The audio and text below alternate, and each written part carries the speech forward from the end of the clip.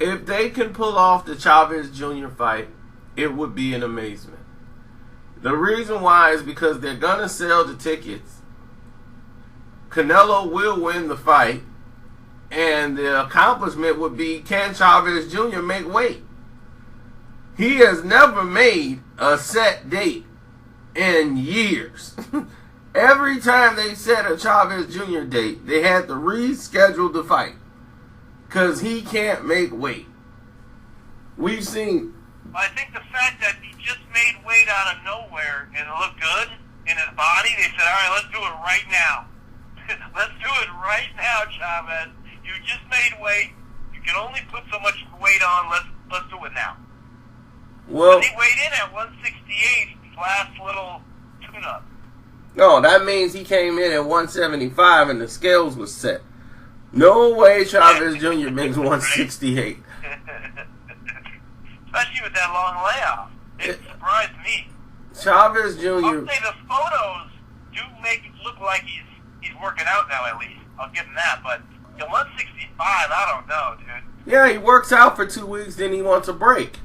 You know, and then when he takes a break, he goes on a vacation out of the country. So that's a break for him. And he just doesn't have it. He's not a fighter. His father never wanted him to fight because he knew mentally he's not made to be a fighter. The biggest fight of his life against Sergio Martinez, this guy was treating it like a joke. He's not barely training. All he's doing is like trying to get himself in shape to lose. It was basically a weight loss camp. Even Freddie Roach is like, look, he's not even here. I'm going home. He didn't even go to the gym. He had to work out in his little living room in that place when he was eating cereal and his skivvies and shit. Yeah, because all he cared about was getting high, hanging out with his girlfriend, laying up, and his father's training harder than him. And he's not even fighting. And they're looking like, look, we did everything to give you this platform, Chavez Jr. They stole the belt from Sergio Martinez, the WBC champion. He was the first interimist champion I've ever seen in the WBC. They stripped him for absolutely no reason to give the belt to Chavez Jr. I mean, they told him he had to fight a fighter that they wouldn't, or they were going to strip him, the WBC. And they were like, what? If I don't fight this guy here, he fought the Zurich, who was way better than that fighter. But HBO wouldn't approve the other guy. The guy's like, well, we wouldn't put that guy on HBO. We can't do that. He's not HBO quality. So we can't put him up there and put that on HBO. So they fought in Zurich. That's who they approved. And the WBC stripped him for fighting in Zurich and put a title fight up with that other guy and Chavez Jr. And then those two got the fight for the belt. And guess who picked the fight up? HBO. The same company that said Chavez Jr. I mean, the guy that they wanted him to fight, who was the mandatory, that they wouldn't put that fight up. That fight was a joke. They approved it for Chavez Jr. And then Chavez Jr. beats him up, of course, and wins the WBC title. It was a joke. And the biggest criminal travesty we have seen in years in the sport of boxing, just to give Chavez Jr. a belt. And then they told Sergio Martinez, well, you're just going to be the interimist champion, but he's the real champion until we get this fight done. Then they wait 2 more years. After they voted, the council went there, they voted that Sergio Martinez is supposed to get the fight. They still couldn't get the fight done. It was a joke. It was sad to watch. And the fact that Sergio Martinez destroyed him the way that he did and just broke him down round by round by round, it finally set the balance right. Last great performance there, too. That was his last great performance because in that last round he fucked up his knee and never was the same. Yeah, and then I think when he took on Murray, the way he came back and won those championship rounds, I think that was, to me, his last greatest performance. That 12th round. That last gasp. Yep. Yeah, you're right. That's true. Yeah, that Murray performance was special because his knee was gone. On the storm in Argentina. Yep, his knee was gone, but he buckled down and he gave it to him. And I mean, just completely gave it to him. But he knew he needed all those rounds. Like, gotta get it. Oh yeah, 100%. And then you had brought up a point too that you said you didn't bring up on the last show. You saw it on your notes, and you just saw it on your. Oh, the WBC. Yeah, with the father. Yeah, and the thing is, I understand if the dad is not the trainer. If your dad did not train you and is not licensed to be a boxing trainer, period, then by all means, you shouldn't be, you could probably be a chief second or whatever. And we've seen that before, where fighters not the head trainer, like Tim Bradley's father. He said, look, I trained him when he was young, but I turned him over. At some point, he gave him off. Yep, exactly. Yeah, but the thing is, he gave him to a pro. How are you going to determine if this guy is his trainer or not, or this guy's not licensed or qualified to be a boxing trainer? Because what are you going to tell Angel Garcia that he can't work Danny Garcia's corner? Are you kidding me? You got to be joking. I'm like, they're winning fights. They're successful. Joe Calzaghe was trained by his father, who barely knew anything about boxing, and they retired undefeated. He never lost. So what are you saying? How are you going to gauge that? There's no way you can. And it's only going to cause a controversy. There's so many like that, you know. There's a lot of examples of that. Exactly, and for a fighter, the first person you trust is normally your father. So if your father's bringing you up in the sport, and then then you got to bring in a guy you probably don't trust. If you want to change something about this, that I can see your point, but to just, have just put a blanket on everything, have such a broad stroke to say, all right, that's just banned. You have to be the second guy or third guy or whatever. But, well, maybe they're going to clarify that, or they have, and we just didn't see it. But that's not what I saw. I just saw that and that was just going to be decided. Like, what? It's just ridiculous because you can't control that. There's nothing you can do. You're going to tell Floyd Mayweather Sr. he can't train Floyd Mayweather Jr.? It's not going to happen. I mean, you got to understand that a lot of fighters in here are trained by their fathers. They trust that. So you're going to be risking damaging a lot of relationships in the sport of boxing. I guess they're figuring like, look, or maybe some of the big trainers are saying, look, we're losing fighters to these dad trainers, and we need to get business back on track. So I need to be in there training people. So we need to get some money back up. Other than that, that's the only way I can see them really putting up a fight for. But it's something that's well out of their control. If somebody's winning and successful with it, I could see. But this is the first time, the first people that they trust. And then you got to look at it from another standpoint. Most of these trainers that they have their family members because they can't afford trainers. Most of these fighters that start off, they can't afford to go and pay for a trainer. They have to start off with somebody they trust in the game who they probably live with and been taking care of them the rest of their lives. And that's their fathers. And I'm like, they can afford to do all that stuff and work with all these trainers, or he might have so many guys he can't dedicate as much time to them as the other guys he got. So how you going to tell the dads that they can only be a second and they got to trust somebody in there that may not know them that well? You're damaging the fighters. So I don't agree with that at all. And the pay-per-view... So they're basically saying that. I'm going to jump in real quick because I'm reading the article over again. And it basically is saying that they can't be... They have to be chief second. They can't be the main trainer per se as far as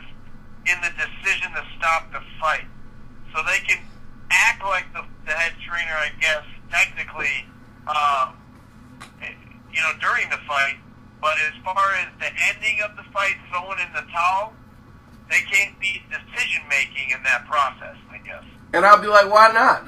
Nobody cares about them more than them. I'm like, that's their son. Right.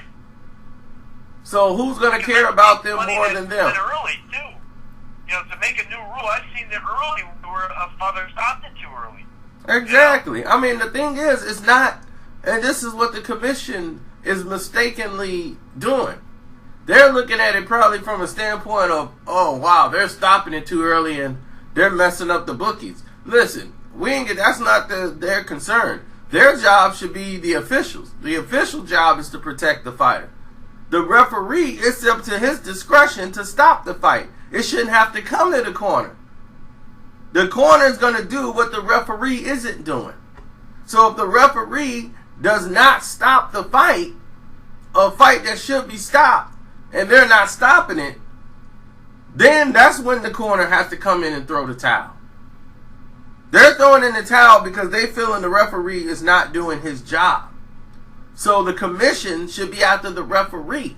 Why are they concerned about the fathers being in the corner when it comes to stopping a fight? That's secondary. That's the last resort, is for the trainer to come in and have to stop the fight.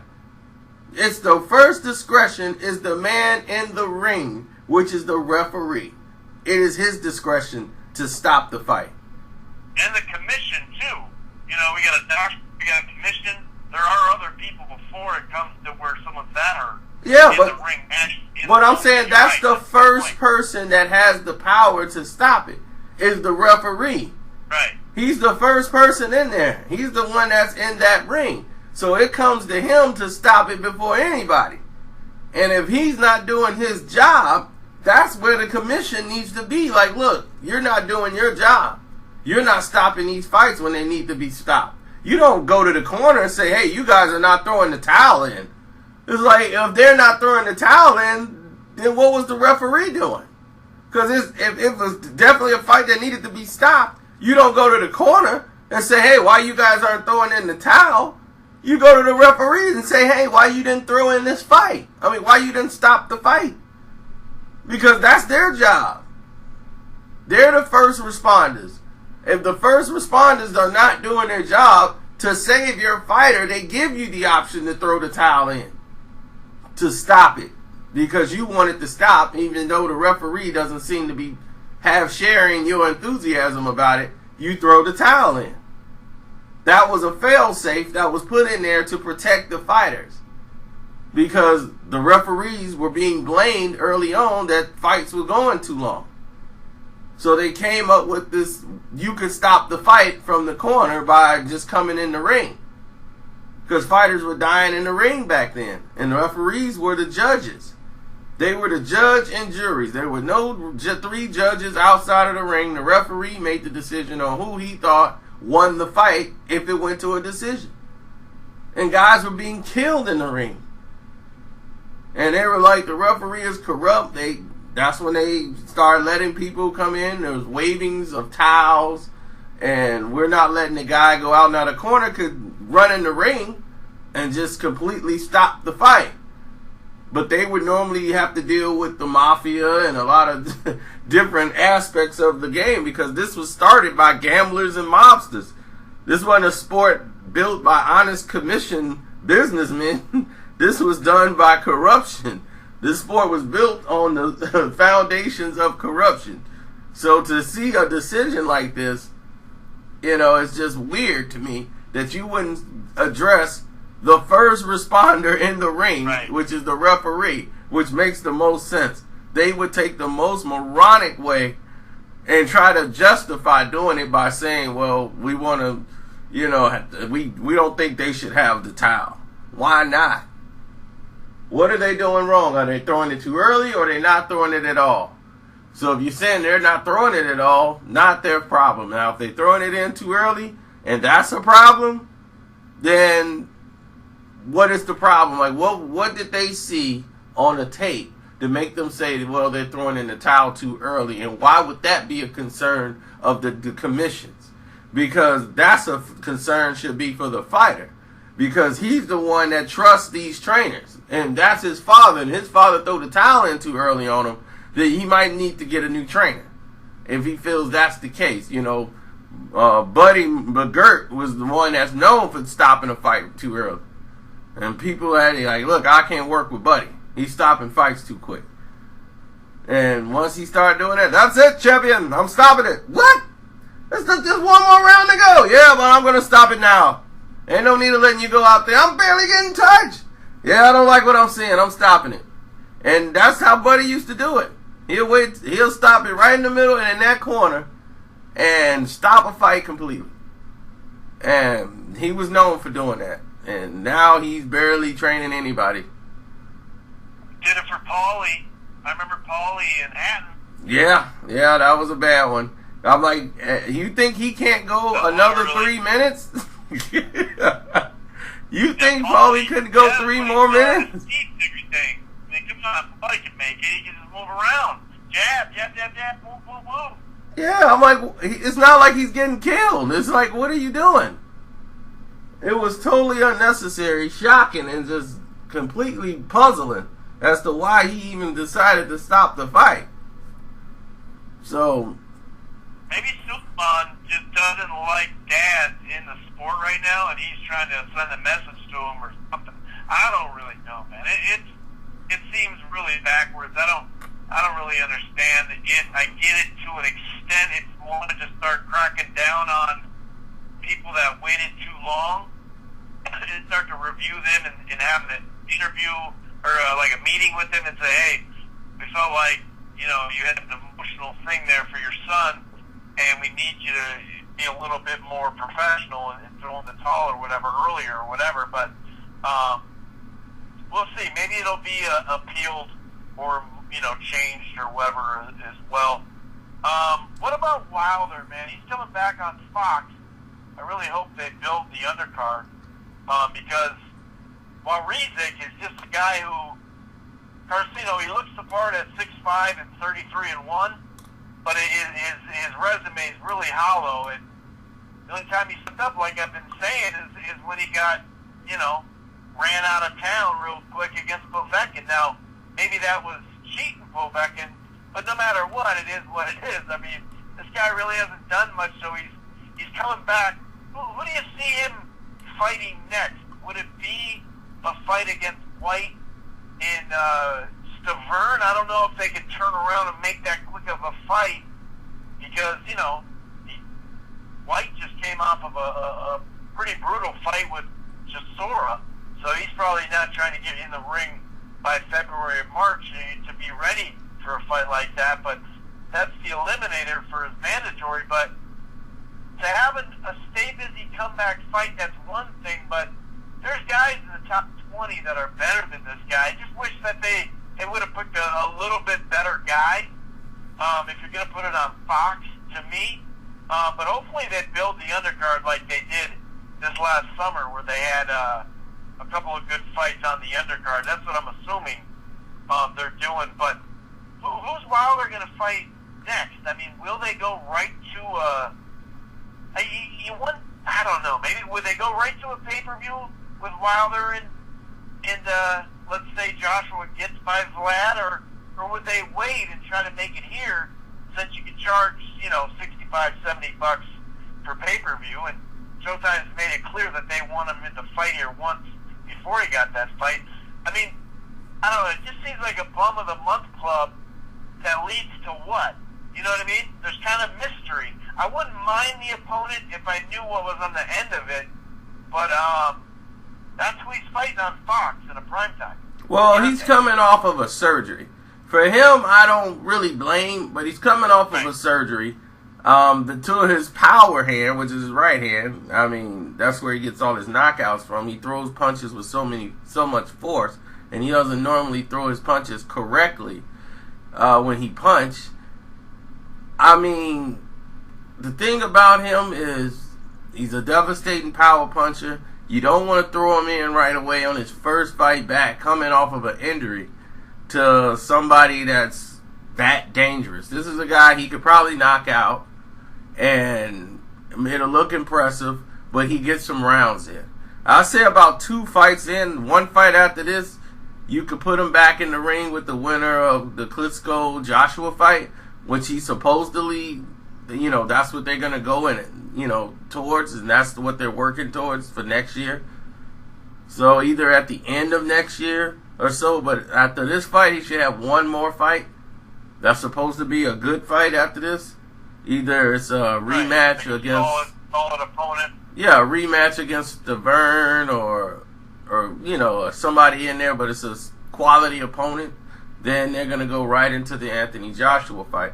Now, from what I heard is that they want Anthony Joshua then would prefer Wilder come over there, and then Wilder's like, no, he would have to come here in the States to do this fight.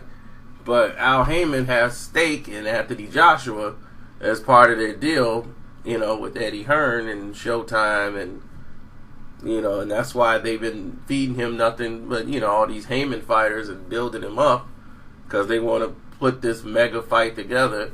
And now that they got the Klitschko fight, they think Joshua's going to win that fight, and then they can retire Klitschko, and then they can move right on with the Wilder fight, and then it would be an epic. They think it's going to do great numbers. Like, even here in the United States, it'll be even, more greater. And the fact is that more people, because it's on Showtime, they're getting to see Anthony Joshua. And there's a lot of casual people who are like, yeah, like, I would like to see Wilder fight that guy that was Joshua. Yeah, dude, he's strong too. Yeah, they put those 2 in the ring, man. That would be a great fight. These are casual people. So I'm like, wow, this is really working, because casual people now know a little bit about Anthony Joshua. So by being on Showtime, even though it's in the UK, they still get to see the fights when they watch other boxing fights, and they're kind of identifying him now, when before they didn't know who he was or anything. I mean, I remember one guy thought Anthony Joshua was a white guy. He never saw him, just saw his name. It's like, oh, I was like, no, that's David Price you're looking at. I was like, that's not Anthony Joshua. I was like, but he's like, I thought he was Anthony Joshua. I was like, no, that's David Price. But back then, they didn't know. They just going off of the name, and now they know who he is. They can identify him. They see him and be like, oh, that's Anthony Joshua. So it's working. What they're doing is working. But now it's like, okay, now it's getting to the point where they got to start picking it up, which I don't mind if you have a plan. Like, if there's an end point, like it's leading to something. Like Canelo and Triple G, we gave them the allowances. Right, we gave them the allowances to have these fights because we knew it was leading to something. Now it looks like a joke because they've had the time to make the fight. It's like, we gave you that time to make the fight and you didn't. That fight was supposed to be happening right now at the latest. The fight was supposed to be in September. We didn't get it. We gave you the allowances to fight Amir Khan because we said, okay, Triple G has to be next. Then you come with Liam Smith, and now it's a joke. Well, Golovkin fought what's-his-nose in the spring, too, Wade, which is just a non-starter. Waste of space. Yeah, you fight Wade, then you fight Kell Brook, who's a welterweight. So now it's like, look, you guys are both sides are being ridiculous, thinking that the longer we wait, the bigger it's going to be based off the Mayweather-Pacquiao situation. And they're like, look what happened there. The longer the people didn't get it, the more frustrated they got, and then we had to just make the fight happen. 2 things.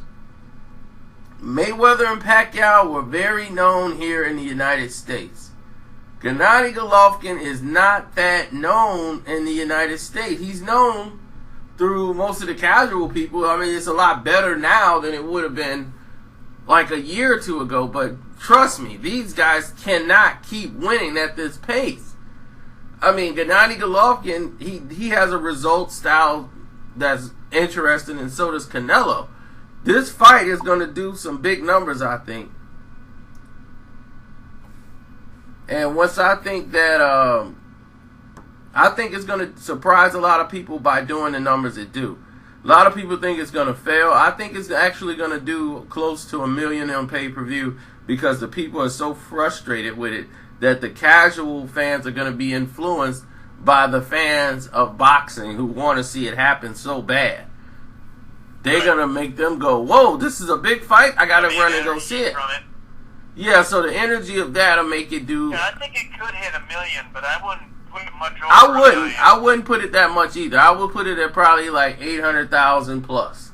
Like, it'll be close to 1 million pay-per-view buys. But what people don't realize is that, like we were talking about, like you said, it happened almost 10 years ago, back in 08. And I told people this before, in 08, when we had all those pay-per-views, back, and they were all failing.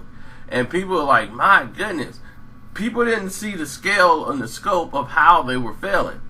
The reason why they failed is because they believed, the companies believed that they were the promoters. HBO thought like we could do what the promoters are doing and we could just make pay-per-views ourselves. Right. And once you do that and you're basically cutting the promoters' legs off and putting everything on pay-per-view because you want to try to make money, you don't realize you have to, it's work that happens behind it. And then they lost so much money. That was the difference. Where this year, where you see a lot of pay-per-views, they're really not losing that much money.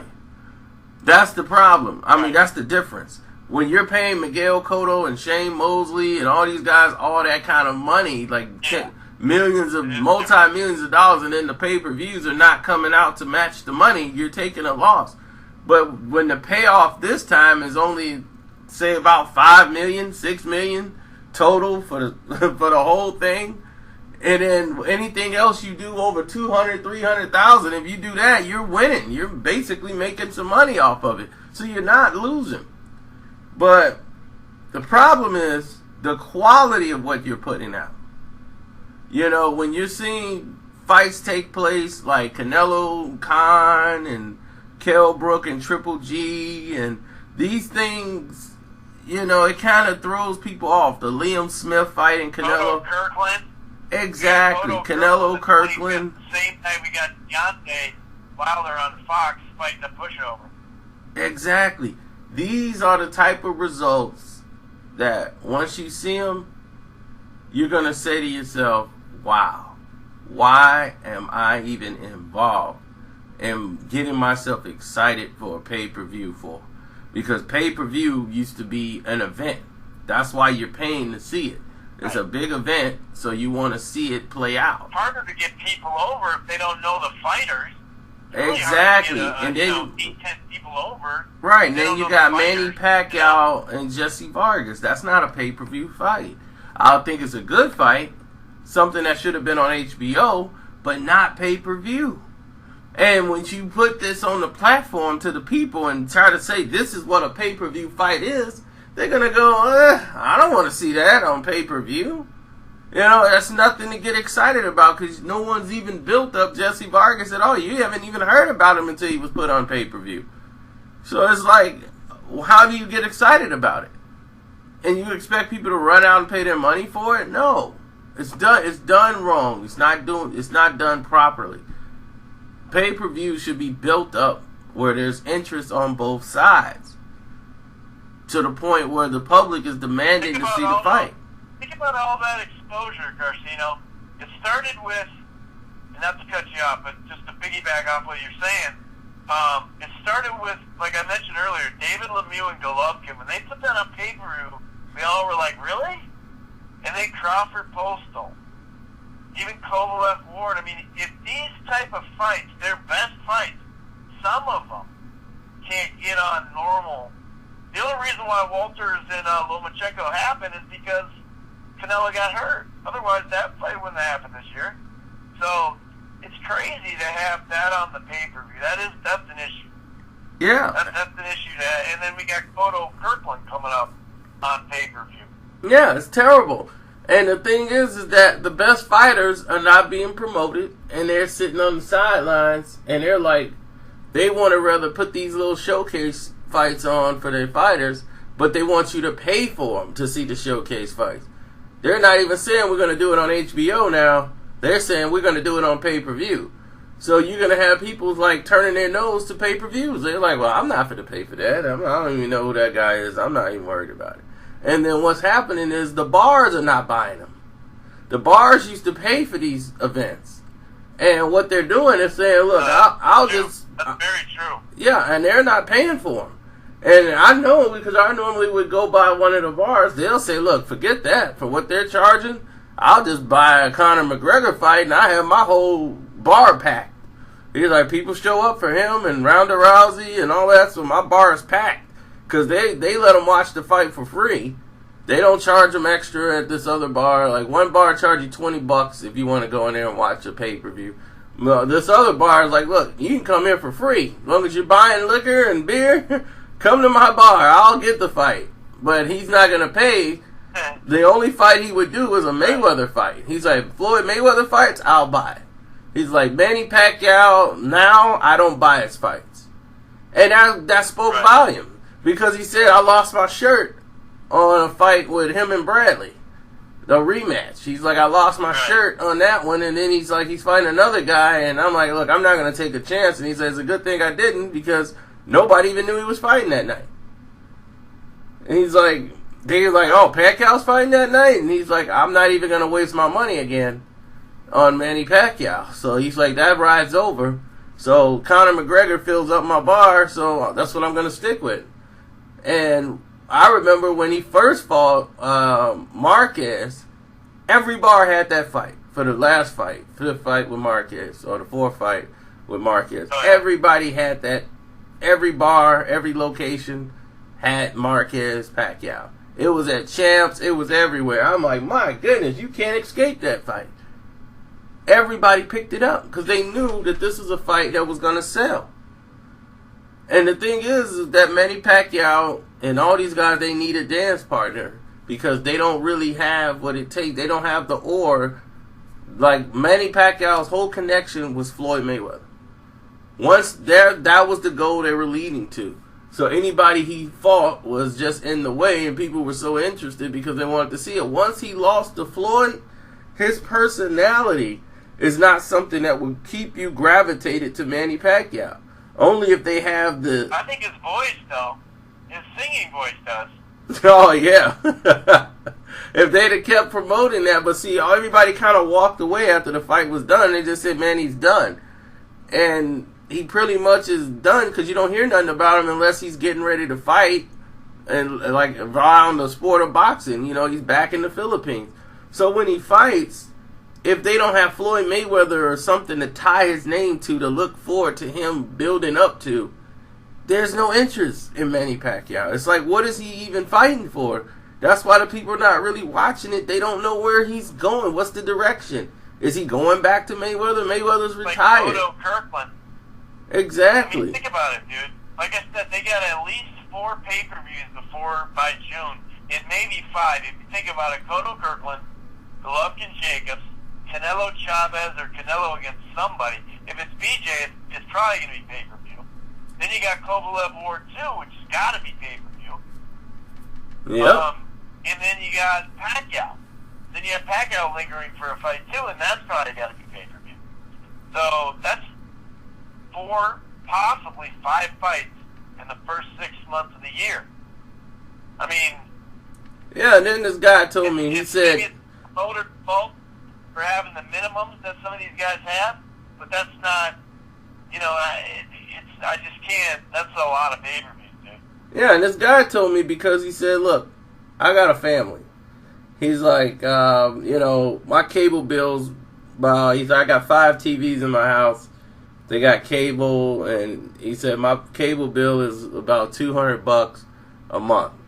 If I get a pay-per-view, that's $260 or $270 on my cable bill. And then 2 weeks later, I got to buy another fight on pay-per-view. You know, I'm just not going to do it. So now my cable bill's up to about $140. So he's like, now I'm paying $340 when I used to pay $200 just to see 2 fights. He's like, that's ridiculous. He's like, the Manny Pacquiao fight, it really ruined Andre Ward's fight on pay-per-view. And I tried to tell people this and they didn't listen. That fight ruined a lot of the pay-per-view money for Andre Ward and Kovalev, even though that didn't perform well. Because a lot of people like, I'm holding my money back because I want to watch Andre Ward and Kovalev. Not too many people are going to buy that. 2 weeks before the next fight is not enough time. That's why pay-per-views are not done like that in boxing. Because they know how expensive it is. The average person, household, is not going to purchase 2 pay-per-views. They can't afford it. Especially if they got a house with kids and bills. That's an extra $140. They're like, well, you can have your friends come over and do all this. I'm like, when your friends come over and they put all the money together and all, by the time that bill comes, you're going to forget all about that money they gave. And it's not going to lead up to all that. And not every household that's going to happen.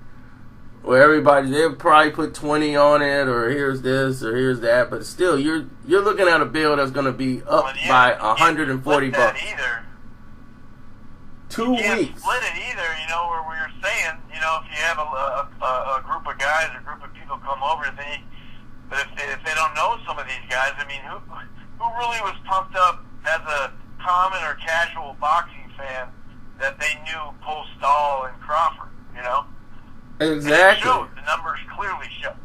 And this is HBO's fault. HBO didn't have the budget money for it. They wanted to do the date, so Top Rank was either going to do it on their own. They were like, look, let's just put it on pay-per-view, and Aaron really didn't have a choice to go with it because he's like, that's the only way HBO would do the fight, even though Aaron felt like this fight is being rushed, and it's not ready yet for pay-per-view. Like, Crawford's not ready yet to be put on pay-per-view. He's just not. So, they learned the lesson really quick, that you got to continuously build him before you can put him on a pay-per-view. He's got to beat somebody of stature that somebody actually knows and see. Even though Victor Postol was, and clearly was the guy to beat after beating Matisse, he deserved that shot, and that deserved to be a fight that was on HBO. Right. So where people who didn't know who Victor Postol was all got a chance to witness this fight. You don't make them pay for something they don't know. That's just something you don't do. Pay-per-view was never designed for that. It was designed for you to know who they were going into the pay-per-view. That's like, okay, yeah, you know who this guy is, you know who that guy is, and now we got to put them on the big stage to see who's the best. Not like you're gonna find out who this guy is in the pay-per-view. It's like it doesn't make any sense at all. And that's why everything is backwards and they're going off the cliff, and Oscar De La Hoya is back in the bars drinking because he doesn't know what he's doing. He's thinking about selling events. Yeah, and like Dr. Uppercut was saying, like Oscar was losing those fights the majority of his career. His career was tainted because he was the guy that couldn't... Even like Trinidad, Shane Mosley, I mean, those were ones that you could have gave him one of those or both of those, that second Shane Mosley fight or whatever, but most of them, he did lose his big ones. Oh, yeah, he was known as the guy that couldn't win the big one. That was his stigma on him. They was like, yeah, we get him to the big fight and he just doesn't impress or he doesn't win it. And that was what Top Rank job was. It's like, look, we build you up to put you in the fight that's going to get the money for us, and you don't win it or you don't do something good. Like the Ike Cortez fight, that was his big platform fight to win. The Pernell Whitaker fight, that was his big platform fight to win. And it's like, you didn't really win those fights. You left doubt. Pernell Whitaker was like at his worst point, and you looked like an amateur against him. He embarrassed you in that fight. And then Ike Cortez dominated him. And even though he knocked him down in the 12th round, he needed the knockout to win that fight. He was so far down on the cards. And they gave him the fight. So it's left a lot of doubt in people's minds because people said you didn't win this fight. And so the Trinidad fight was supposed to set everything right. And the way that went down. So Oscar had this stigma on his career at that time that he can't win the big one. They were like, you beat Chavez. Yeah, when Chavez was at the end of his rope and at the end of his career. So he didn't even get the credit. He got all the backlash for that fight with Chavez. Nothing ever panned out for him. The only fight he won that was the big fight was him and Vargas. That was his moment. His big fight that he finally got the monkey off his back. And it was only a big fight by name and the fact that Vargas didn't like Oscar De La Hoya. Because at that point, Trinidad basically took the aura away from Vargas when he beat him down the way he did. And then in his comeback fight, Vargas was so out of shape and got dropped in that fight even though he won it. And then this guy came out of retirement to do this to him before he got overwhelmed by Fernando Vargas. So that's when Oscar said, oh man, Vargas is done. Let me take this fight. But before the Trinidad fight. The show may cut you off here. We are coming up right at the buffer. Okay, yeah. I just wanted to touch on that and say thanks again for having this quick show. I'm glad I can get on this show on Thursday night this time. Last week I had the Star Wars thing and couldn't budge. Thank you for using Blog Talk Radio. Goodbye. And for the fans that's out there listening, that's Blog Talk Radio.